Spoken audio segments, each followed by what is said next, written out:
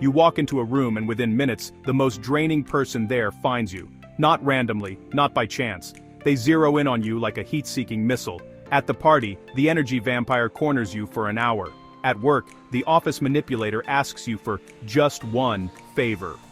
Online, the person with constant drama slides into your messages, every single time. And you've wondered, why me? What am I doing that makes toxic people think I'm available for their chaos? Here's the truth that's gonna make you uncomfortable. You're not unlucky. You're marked. Toxic people can spot you instantly because you're sending signals you don't even know you're broadcasting. And until you understand what those signals are and how to turn them off, you'll keep attracting the exact people you're trying to avoid. Toxic people aren't targeting you randomly. They're strategic, often unconsciously, in who they choose. And they've identified something about you that makes you the perfect target. Here's what nobody tells you. Toxic people are pattern recognition experts. They've spent their entire lives scanning for people who will tolerate their behavior. They can spot empathy, boundaries, self-worth, and people-pleasing tendencies within seconds of meeting you. It's like they have radar for exactly the traits that make you vulnerable to them, and the uncomfortable reality. The same traits that make you a good person, your kindness, your empathy, your willingness to help, are exactly what makes you visible to toxic people. Think about the last toxic person who latched onto you. Did they start slowly, or did they escalate quickly once they tested you?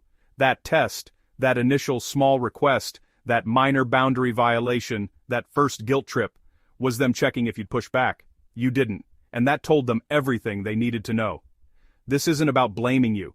This is about understanding that toxic people operate on a completely different frequency than healthy people. Healthy people respect boundaries. Toxic people probe for where boundaries don't exist. Healthy people take no for an answer. Toxic people hear no as convince me harder. The signals you're sending aren't intentional, but they are loud. And until you learn to turn them off, you'll keep being the first person toxic people approach in any room. Let me show you the exact signals toxic people read in you, the ones that make you visible when you should be invisible. Signal number 1, the instant yes. Here's how they spot you. They make a small request early on, something minor, something that seems reasonable. Can you help me with this? Do you have a minute? Would you mind? Most people hesitate, they check their capacity, they consider if they want to. You say yes immediately. No pause, no consideration, just automatic accommodation. That instant yes tells them, this person doesn't check in with themselves before agreeing. This person prioritizes my needs over their own discomfort. This person is available. Think about it. When was the last time you said let me think about it before agreeing to something? When did you last check your actual availability, not just in your schedule but in your energy, your bandwidth, your desire, before saying yes? Toxic people don't target people with strong boundaries. They target people who don't have a pause button between request and agreement. That's you. And they know it within one interaction. Signal number 2, the apology reflex. Watch what happens when there's any friction, any misunderstanding, any awkwardness. You apologize first, even when it's not your fault, even when you're the one who was wronged. Someone bumps into you, you say sorry. Someone misunderstands your clear communication, you apologize for not being clearer. Someone gets upset about a boundary you tried to set, you backtrack and apologize for upsetting them. Toxic people notice this immediately because your automatic apologies tell them that you believe you're responsible for everyone's comfort, that you'll twist yourself into knots to make sure no one is upset with you, that you'll sacrifice your needs to restore harmony. Here's what they hear when you apologize unnecessarily. I will always make myself wrong to keep the peace. I will prioritize your feelings over mine. I am easier to manipulate than to respect. And once they know that, they've got you. Every time they want something, they just have to seem slightly disappointed, slightly hurt, slightly inconvenienced, and you'll scramble to fix it, even when you did nothing wrong. Signal number 3, the explanation addiction. This is the big one. You over-explain everything, especially when you're saying no. Especially when you're setting a boundary, especially when you're doing anything that might disappoint someone. I can't make it to your event because I have this thing and I'm really sorry, but I've been so busy and I feel terrible but I just can't swing it this time, and I hope you understand. Healthy people say, I can't make it, but thanks for the invite. You give a dissertation. Here's why toxic people love this. Every explanation you give is a negotiation point. Every reason you provide is something they can argue with, dismiss, or manipulate around. You're too tired, just come for an hour. You have other plans? Cancel them.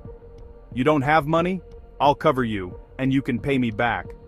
They're not hearing your no, they're hearing a list of obstacles they can remove to get you to yes. And deeper than that, your over-explaining reveals that you don't believe I don't want to is a good enough reason, that you think you owe people justification for your choices, that your preferences alone aren't valid unless you can provide acceptable evidence. Toxic people hear that insecurity loud and clear, and they use it against you every single time. If you're having those, "Wait, that's exactly what I do" moments right now, if these signals are clicking into place in a way that's both eye-opening and uncomfortable, this is exactly why I create this content every week. If you're finding this valuable, hit subscribe. Every week I break down the psychological patterns that keep good people stuck in toxic dynamics, so you can see what's been invisible and actually protect yourself. This is just the beginning of understanding how to become invisible to the wrong people while attracting the right ones. Now let me show you the 2 signals that make you the most vulnerable. Signal number 4, the responsibility sponge. Someone mentions a problem, any problem, and before they even finish explaining it, you're already mentally solving it for them. You feel responsible for fixing things that have nothing to do with you. Your coworker complains about their workload, you offer to help. Your friend mentions they're struggling with something. You immediately jump into fix-it mode. Someone expresses any form of distress, and you absorb it like it's your job to make it better. Toxic people can see this trait from a mile away, because what you call being helpful, they call available for exploitation. Here's the difference between healthy people and you. Healthy people can witness someone's struggle without making it their responsibility. They can offer support without absorbing the problem. You can't separate empathy from obligation. You feel other people's problems in your body, and you can't rest until you've done something about it. Toxic people weaponize this. They don't have to ask you directly for help. They just have to mention their problem near you, and you'll volunteer. They don't have to manipulate. Your own sense of responsibility does all the work for them. Signal number 5. The fear of being difficult. This is the signal underneath all the others. The core transmission that makes you visible to every toxic person in your vicinity. You are terrified of being seen as difficult, demanding, high maintenance, selfish, or mean. So terrified that you'd rather endure discomfort, violation, exhaustion, and mistreatment than risk someone thinking poorly of you. Toxic people can smell this fear. They know that you will tolerate their behavior because you're more afraid of being labeled difficult than you are of being used. Think about how many times you've stayed in a conversation you wanted to leave because ending it would seem rude. How many times you've accepted treatment you hated because calling it out would make you seem sensitive. How many times you've given more than you had because saying no would make you appear selfish. Your fear of being difficult makes you easy. And toxic people don't want difficult. They want easy. They want someone who won't push back, won't call them out, won't enforce consequences, won't leave. They want someone so afraid of conflict that they'll accept anything to avoid it. That's the signal that brings them running, every single time. So, why are you like this? Why do you send these signals when you don't even know you're sending them? Here's what happened. Somewhere in your development, childhood, adolescence, early relationships, you learned that your value was conditional, that love, acceptance, and safety came with requirements. And those requirements usually involve being helpful, agreeable, low maintenance, and accommodating. Maybe you had a parent who was overwhelmed, and you learned that being the easy one kept the peace. Maybe you had a caregiver who withdrew love when you had needs, so you learned to suppress them. Maybe you were praised for being mature, responsible, helpful, and that praise felt like the only reliable form of love you could access. Your nervous system learned a critical equation. Accommodation, high, safety. And that equation got wired so deep that it became automatic. You don't consciously choose to say yes immediately, apologize reflexively, or over-explain your boundaries. Your nervous system does it for you because at some point, it learned that this strategy keeps you safe. Here's the neuroscience. Your brain developed what's called a fawn response, a fourth survival strategy, alongside fight, flight, and freeze. Fawn means appeasing the threat, making yourself useful, agreeable, and non-threatening to avoid conflict or abandonment. This worked when you were young and powerless. It's destroying you now that you're an adult with choices. Toxic people, often unconsciously, developed a complementary pattern. They learned that if they push hard enough, test enough, manipulate enough, most people will either push back or leave. But a small percentage, people like you, will stay and accommodate. And those are the people they target. Your fawn response is their homing beacon. Your trauma adaptation is their opportunity. And until you rewire that response, they'll keep finding you. Listen to me very carefully. There is nothing wrong with you. You're not weak for having empathy. You're not broken for wanting to help people. You're not defective for being kind. You developed a survival strategy in an environment where you had limited power. You figured out how to stay safe, how to get your needs met, how to avoid punishment or abandonment. That took intelligence, resourcefulness, adaptability. The fact that toxic people can spot these traits doesn't mean the traits are bad. It means you're using traits designed for survival in situations that now require self-protection. Your instant yes? That came from an environment where hesitation was punished. Your apology reflex? That developed when taking responsibility, even for things that weren't your fault, reduced conflict. Your over-explaining? You learned that your no alone wasn't acceptable, but a well-reasoned no might be tolerated. These weren't character flaws. These were adaptations. And they worked. They got you through situations where you didn't have other options. The problem isn't that you developed these patterns. The problem is that you're still using them in situations where you now have power, choices, and the right to take up space. The toxic people in your life aren't there because you're broken. They're there because you're still operating like you're in survival mode when you're actually in a position to set boundaries, say no, and walk away. You don't need to be fixed. You need to update your operating system. You need to teach your nervous system that accommodation isn't the only path to safety anymore. That you can say no and survive. That you can disappoint people and still be loved. That you can be difficult and be fine. So how do you become invisible to toxic people? How do you turn off the signals that make you a target? Here are 5 specific actionable strategies you can implement immediately. Step 1. Install the pause. This is the foundation of everything else. Between any request and your response, install a mandatory pause. Someone asks you for something? Let me check my schedule and get back to you. Someone wants your help. I need to think about that. Someone pressures you for an immediate answer. I don't make decisions on the spot. The pause does 2 things. First, it gives you time to check in with yourself, not just your calendar, but your actual desire, capacity, and willingness. Second, it immediately identifies toxic people, because they will resist the pause. They will push for an immediate answer. They will make you feel guilty for not responding instantly. Healthy people respect the pause. Toxic people panic when you install one, because the pause breaks their strategy. They need your automatic yes. When you start thinking before responding, you become unpredictable. Unpredictable isn't useful to them. Practice this with everything. Invitations, requests, questions, demands. Let me think about that is a complete sentence. Use it until it becomes automatic. Step 2. Stop apologizing for existing. Track how many times you apologize in a day. You'll be horrified. Most of them aren't real apologies, they're verbal tics that signal submission. New rule: only apologize when you've actually done something wrong, not when someone bumps into you, not when you have a different opinion. Not when you say no. Not when someone is upset about a boundary you set. When you catch yourself about to apologize unnecessarily, try these instead. Excuse me, when you need to pass someone. Thank you for understanding, when you set a boundary. Silence, when someone is upset about your reasonable decision. This will feel physically uncomfortable at first. Your body is used to using apologies as a social lubricant, a way to manage other people's emotions, a preemptive strike against conflict. Stopping will feel like walking around without armor. That discomfort is good. That's your nervous system updating. Sit with it.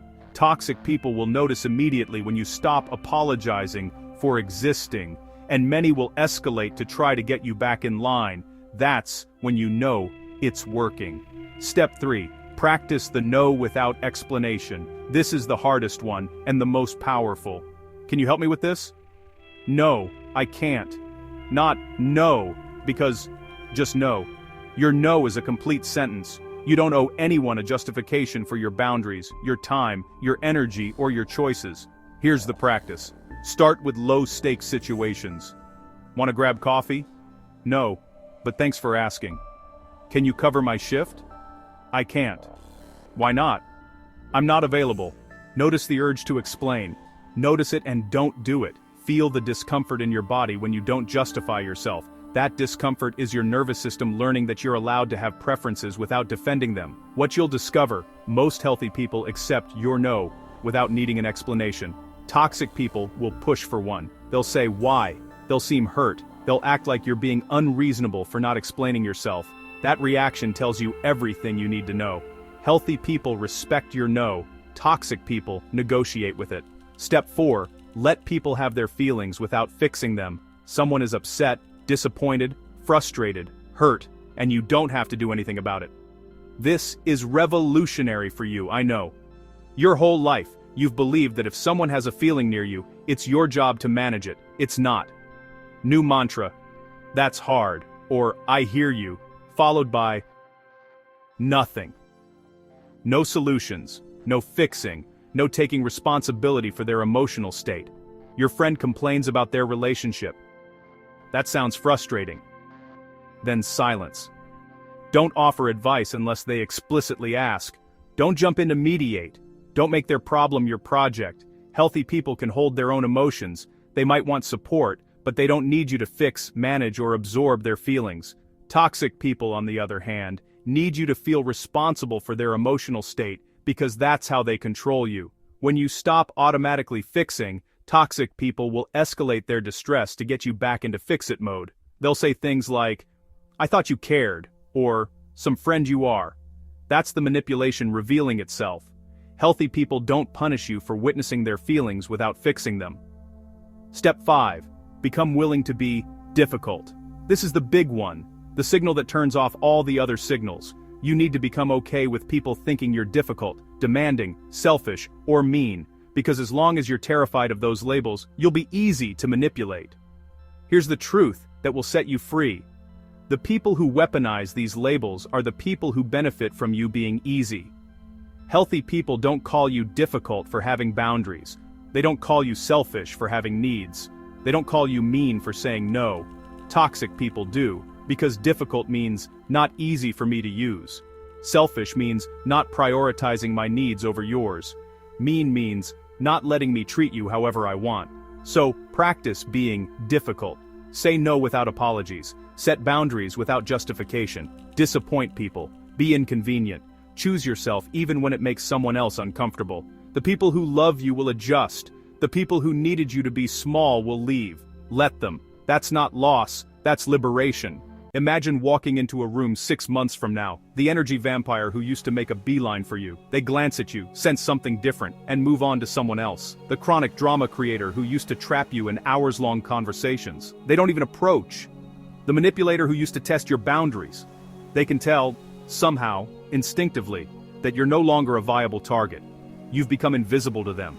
Not because you've changed who you are, but because you've changed the signals you send. You pause before responding. You don't apologize for existing. You say no without explaining. You let people hold their own emotions. You're willing to be difficult. And the toxic people who used to orbit you, they can't find a foothold anymore. Your automatic yes is gone. Your reflexive apologies have stopped. Your over-explanations don't come. Your need to fix everyone's problems has boundaries now. Your fear of being difficult has been replaced with comfort in taking up space. They don't consciously think this person has changed. They just instinctively know you're not the one anymore. You're not the easy target. You're not the sure thing. You're not the person who will tolerate their chaos to avoid conflict. And here's what happens when you become invisible to toxic people.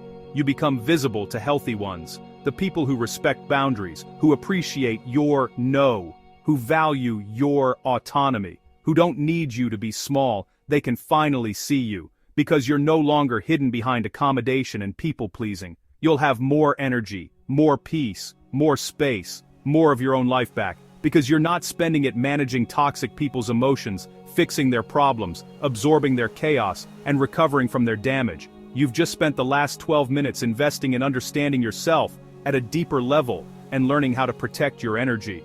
That's not an accident. You're ready for real change. If you've made it this far, you're exactly the kind of person this community is for. People who are done being targets, done sacrificing themselves, done being visible to the wrong people and invisible to the right ones. Join us as we continue this work together.